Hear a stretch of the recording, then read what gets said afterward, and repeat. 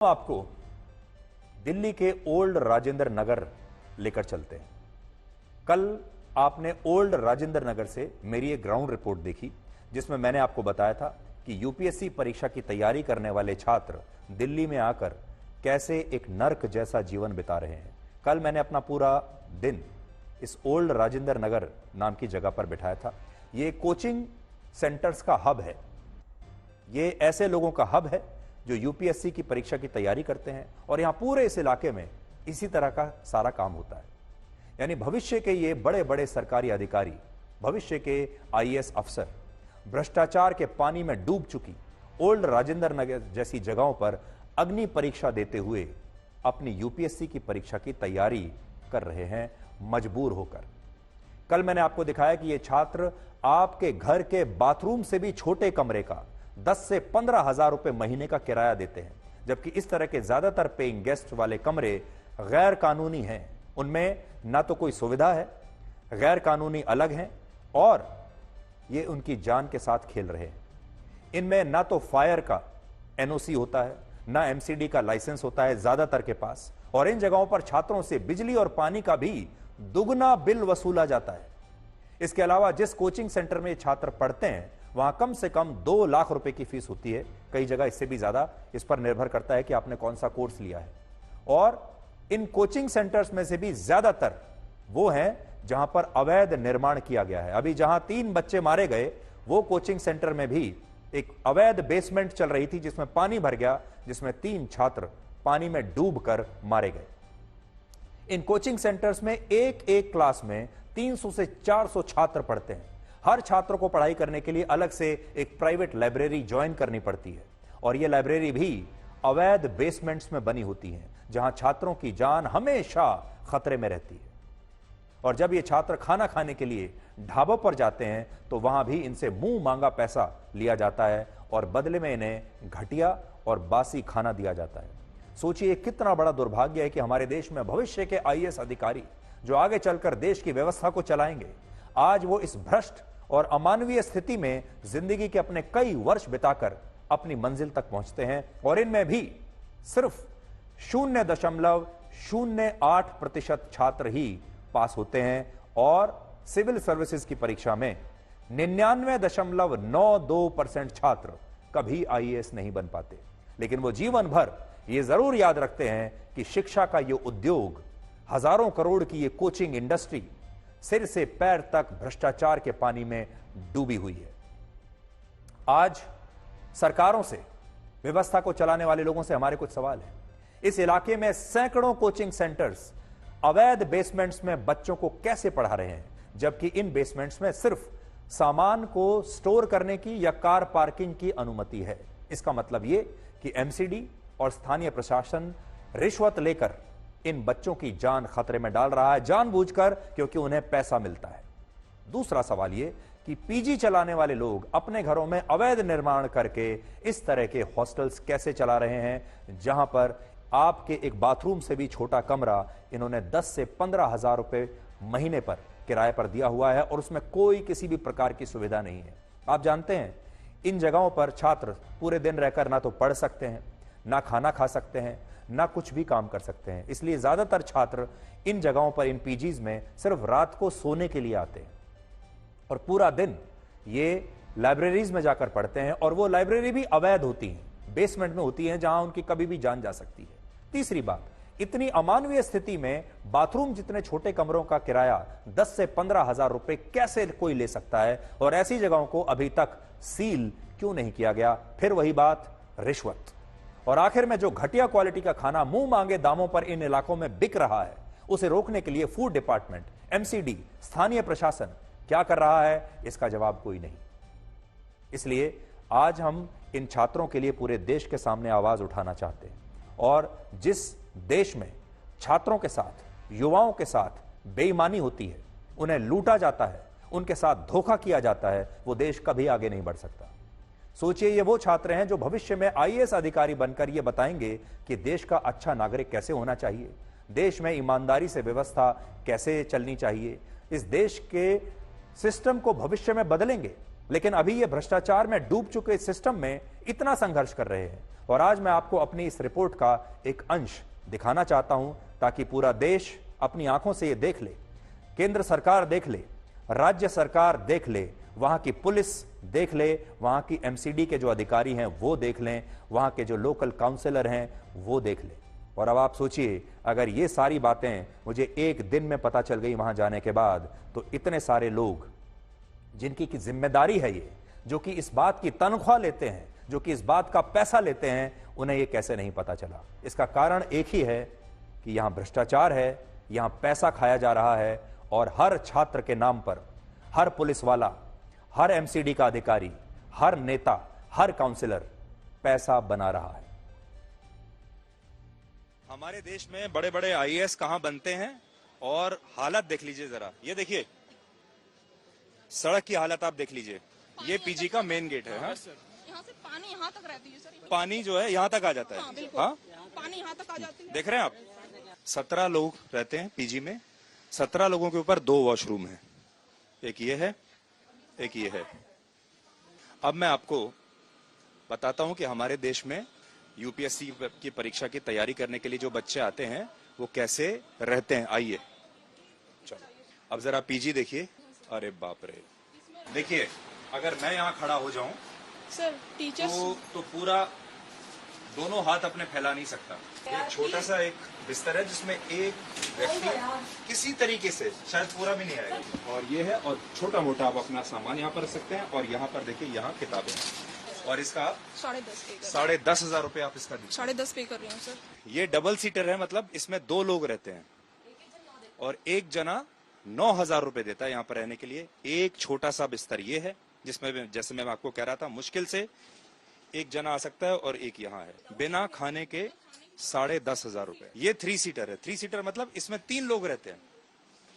इसमें आप 3 बिस्तर देखेंगे, 1, 2, 3। इसका रेंट क्या है?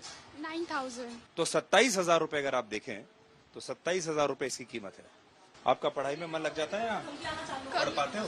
कभी कभी कंजेस्टेड फील होता है। हर चीज यहाँ पर गैर कानूनी चल रही है। भ्रष्टाचार का अड्डा है ये। पहले मैं आपको बिजली के तार दिखाता हूँ। पूरा जाल यहाँ पे फैला हुआ है। एक बार हम बस यहाँ चल के देख लेते हैं। ये बेसमेंट में पीजी है। अब मैं जब यहाँ आया तो बदबू आ रही है। यहाँ जो पानी है बारिश का वो यहाँ भर गया। तो पानी भरने के बाद क्या स्थिति है आप देख सकते हैं। ये छोटा सा पीजी है, एक इसमें बिस्तर है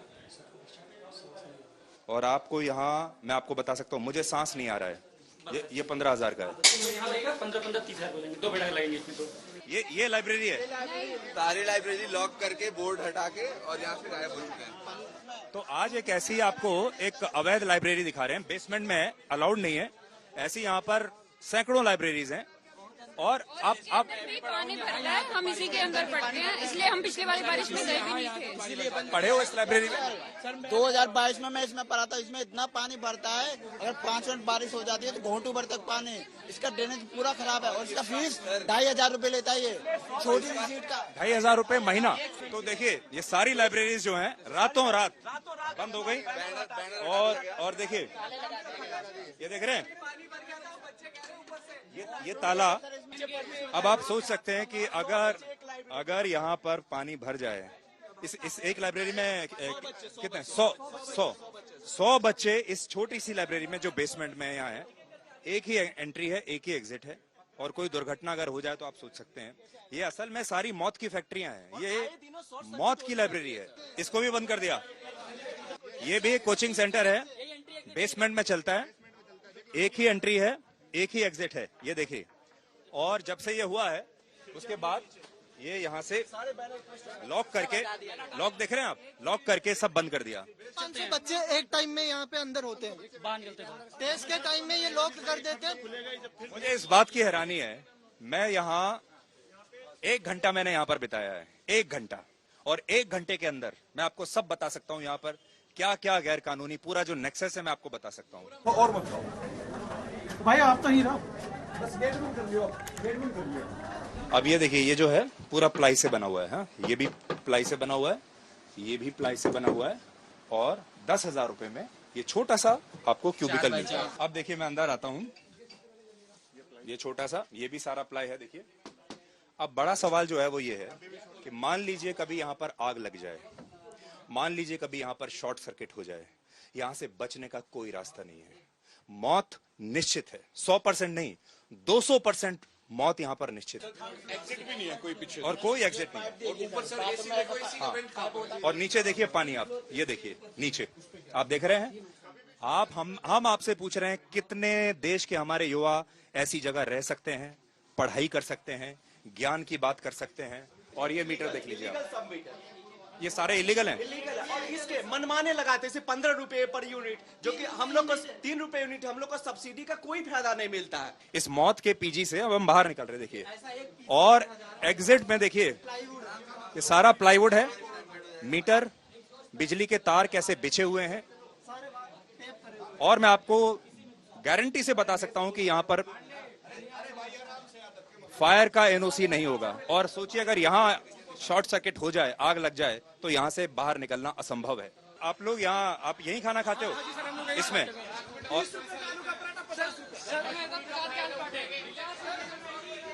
साफ सफाई देखिए, आपको मैं दिखाता हूं। ये बच्चे जहां खाना खाते हैं, देखो ये 50 रुपए की मैगी है। आप लेंगे, खाएंगे 50 रुपए की मैगी? ये देखिए, ये पैक करके रखा है ना ये, हाँ ये इस तरह से पैक करके एक्स्ट्रा में रखते हैं। ये पैकिंग है।